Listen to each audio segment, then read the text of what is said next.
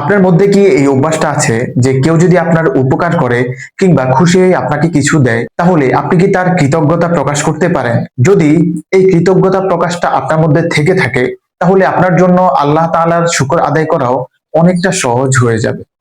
আর যদি আপনি এই কৃতজ্ঞতা আদায়ের যে বৈশিষ্ট্য আছে সেটা যদি আপনার ভেতরে না থাকে, তাহলে রাসূলুল্লাহ সাল্লাল্লাহু আলাইহি ওয়াসাল্লাম আপনাকে উদ্দেশ্য করেই এই হাদিসটি বলেছেন। তিনি বলেছেন, মাল্লাম ইয়াশকুরিন নাস লাম ইয়াশকুরিল্লাহ।